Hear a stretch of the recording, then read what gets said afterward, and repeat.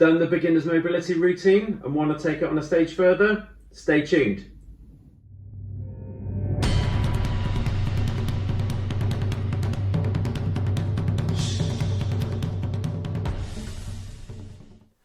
Hello healthy people, I'm Richard and welcome back to Exercise for Health, and in today's video I'm going to take you through another mobility routine that's a progression from the first one that I did that was for beginners. If you're new to this channel, we offer tips, advice and exercises each week to help you manage your health condition with physical activity. So go ahead and tap the subscribe button below and the bell icon so you're notified of when we upload a new video. The mobility exercises in today's video will involve movements that are weight bearing or partial weight bearing.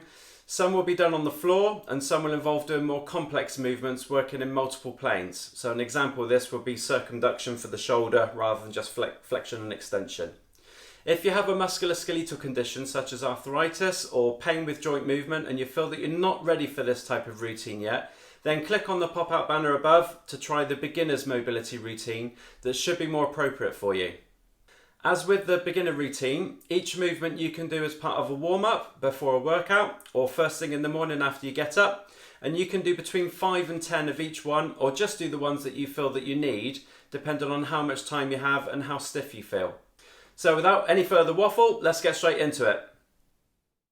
Right, the first 3 mobility exercises we're going to start off with then are going to be done in a seated position. So make sure you get yourself comfortable first of all with good posture, so you're sat up straight. And we're going to start mobilising the joints around the neck and the cervical spine at the top. So first thing I want you to do is I want you to draw your chin back towards you, like you're trying to pull your head backwards, which will start to then flatten out the top of the neck and the top of the spine here. So that's the first thing I want you to do. Then you're going to then drop the chin down towards the chest. So that's flexing the spine over slightly. And then the movement then, once you've got into that position, is you're going to draw the chin around towards the shoulder one way, and then bring it back round, keeping it as close as you can to your chest, over the other way. So that's going to be the movement. So we're going to do this 5 times. And if you find that this is an area that you feel that you need a little bit more work on your mobility, if your neck is particularly stiff, especially first thing in the morning, then obviously you can do more than 5, but I'm just going to do 5 to show you. So that's 3.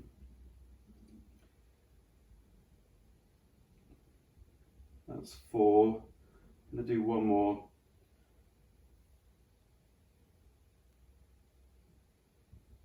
And that's 5. And just bring it back to the center, bring the head back up and then relax. Okay, good. So that's the first one done. The next one, we're going to go on to the actual spine itself, a little bit further down. So think of your spine as this vertebral column that's in between and supporting the top part of the body with the lower part of the body. What we're going to do is we're going to move it around in a circular fashion. So basically getting the spine to extend as I push my stomach forwards. Then I'm going to get it to laterally flex, which is where I'm going to try and push the spine out to the left. And I'm going to flex the spine, so it's like I'm pushing out to the back. And then I'm going to push it round to the right hand side, so lateral flexion to the other side. And basically from there, I'm going to circulate it round in one direction. So we're going to go 5 times one way round, and then we're going to go 5 times the other way round. So keep breathing with the movement. And just find that range of movement that you've got in those joints in the spine. Okay, now what we're going to do is we're going to rotate the opposite way around. So we're going to go now to the right, to the back, to the left, to the front. So we're going clockwise now as that spine's rotating around. Will feel kind of weird, this one. It's a good way just to get all the joints moving around in the spine. A couple more times round.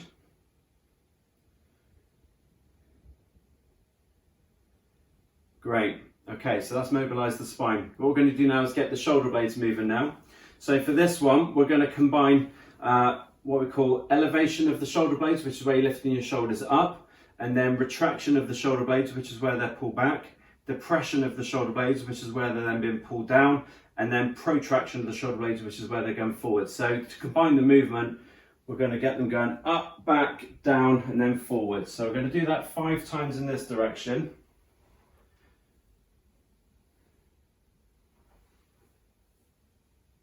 We're going to do one more. 5. Now what we're going to do is we're going to change the direction to go the opposite way. So I'm going to go back, up, forwards and down.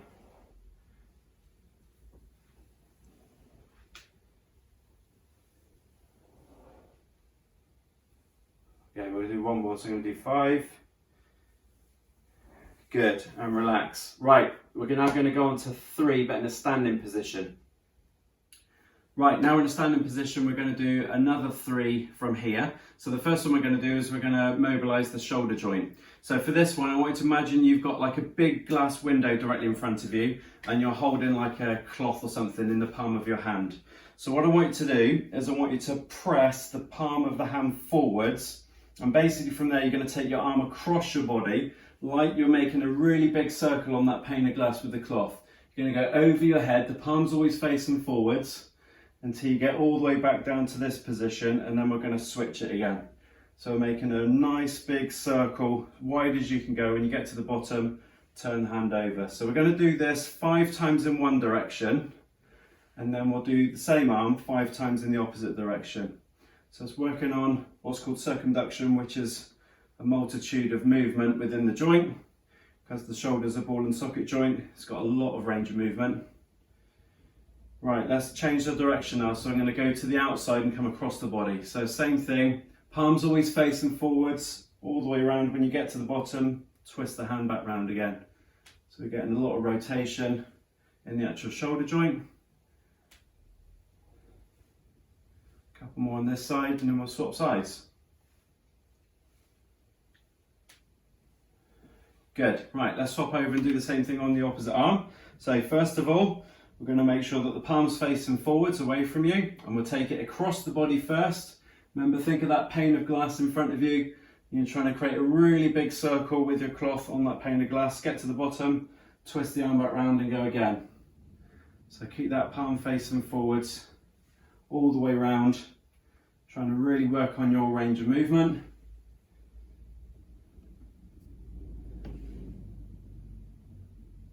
Do one more this way.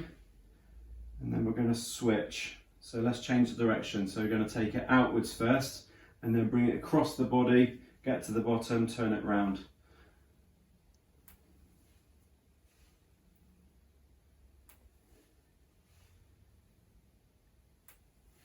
Good, one more. Excellent. Okay, so that's one for the shoulder. We're now going to do same sort of thing, but really for the hip. So the hip is a ball and socket joint, just like the shoulder is. So we're going to adapt the same sort of principle. So for this one, we are going to go up onto one leg. So if you want to hold on to something for a bit of support, that's absolutely fine. But with what I'm going to do is bring my knee across the body as I raise it up, and then I'm going to take it around to the outside and then drop the foot back down to the floor. So creating this not only flexion extension movement, but we're getting this adduction movement at the same time throughout the movement. And again, we're going to do 5 one way. Once you've done 5 one way, we're going to switch it now and do 5 the opposite way. So we're bringing it from the outside up across the body and then back down. Outside up, across the body and then back down. Probably could do with holding on to something for this one.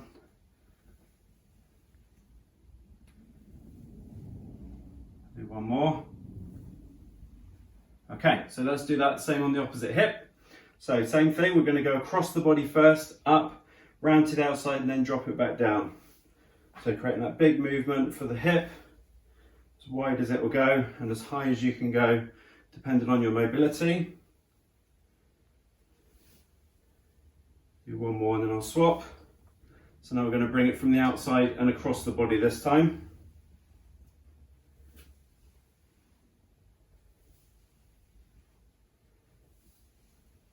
One more. 5. Okay, right, the last one we're going to do in a standing position is we're going to do one for the ankle. Now you need something as a guide for this one, so I'm actually going to use my sofa here. So what I'm going to do is I'm going to place my foot on the floor. I'm going to start off using this right ankle to do some mobility in it. There is some weight going through it, so you will feel it. But basically, most of my weight's going to be on this foot. My other foot is just going to be on the floor for some support. And what I'm going to try and do is I'm going to then bend the knee to see if I can tap my knee onto the edge of the sofa and then back. But as I do that, I don't want the heel to lift up. So I want to make sure that the heel stays on the ground throughout the movement. So if it does lift up a little bit as I go forwards, all I do is move my foot closer to the sofa so I can find that range of movement. If you find that it's not really doing too much and you think you can increase the range, move the foot a little bit further away So as I do the movement now, so most of the weight's on this foot through that heel. So I bend the knee, tap the knee on the edge of the sofa and bring it back, and I can see feel a lot of movement now in that ankle. So we're going to do 5 times on this one.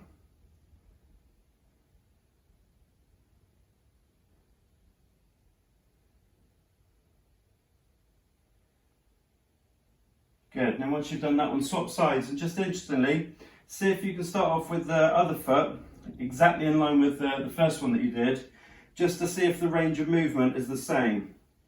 So for me that feels about the same. So if it didn't, you might find you can take the foot slightly closer or slightly further away. Obviously the further away your foot is, the more mobility you'll get, more range of movement you'll get. Do one more. Good, so that's a really good one to build up ankle mobility, which is crucial really when we do it, go into a seating position, because the knee bends forwards and we don't want the heel to be lifted up. Right, so that finishes off 3 in a standing position. We're now going to go to the floor for the final 3. Right, the final 3 we're going to do on the floor. For this one, if your knees are particularly bad, it's probably worth using a cushion for this, because the first one we're going to do in a kneeling position. So I'm going to place the cushion on the floor a short distance away from the sofa. I'm actually going to use the sofa as a reference point for me to put my hands on. You don't actually need that. You can actually do this on all fours with your hands on the floor, but it does make it a little bit more difficult with regards to depending on your flexibility and your mobility of your back and your hamstrings. So for the purpose of this one, I'm actually going to put my hands on the sofa, which I would advise. So I'm going to place both knees on the cushion. And basically, this is actually mobilising quite a lot of joints in the body. So I'm going to sit my bottom back down to my heel. So you can see already there's quite an excessive bend in the actual knee joint. But I've also got the balls of the feet on the floor, so the toes are being pulled up underneath. So in this position, I'm just going to give myself a little bit of a wiggle. So I'm going to wiggle my hips from side to side, just to start to mobilise the actual toes themselves. So I'll do that a few times. And then what I'll do from there is I'll place my hands a shoulder width wide on the actual sofa. I'll then lift my knees up off the floor, drive the heels of my feet down towards the floor with the knees straight, and then from there I'm going to drop my body down. So I'm trying to take my head down between my shoulders, and then I'll reverse back to the start position and go for the little wiggle again. Okay, so do it with me if you want to. So I'm going to do a little wiggle a few times so I can feel the joints and the toes working and being mobilised. Hands on the sofa. Push up, legs straight, drop the body down, push the bottom up in the air, and then reverse it back. So this is number 2. Again, we'll do 5 of these. Hands on the sofa, drop the heels down, legs straight, drop the body down, push the bottom up in the air, and then back. So this is number 3. And reverse, up. Good. Number 4. See if you can get your bottom down as low as you can to the heels of your feet. Drop the heels down, bottom up in the air, push the body down, head down between the shoulders. Last time.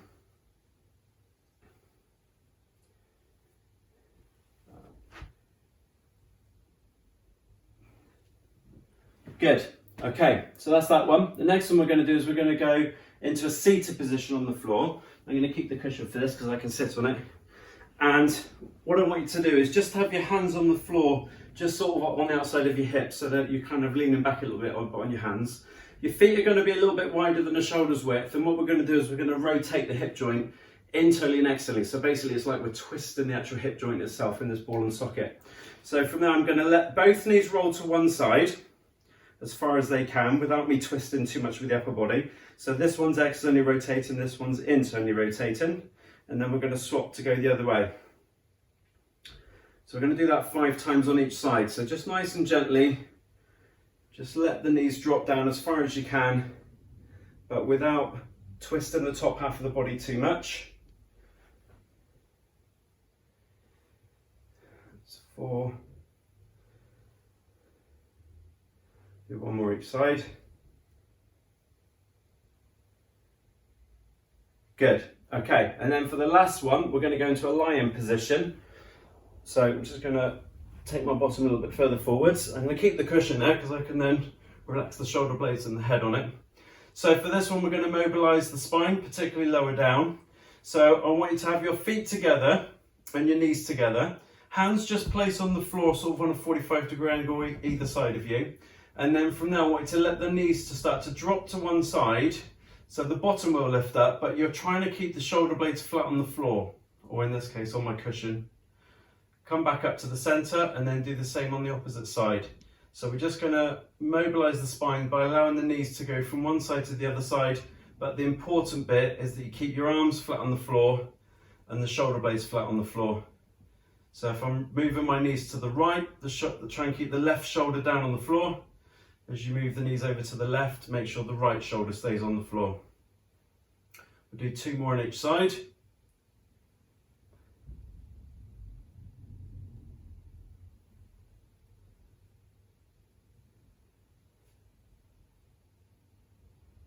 And then bring it back to the center and you're done. I hope you enjoyed that short mobility routine today. If you did, then please give it a thumbs up below to help this channel grow so more people can benefit from these exercises.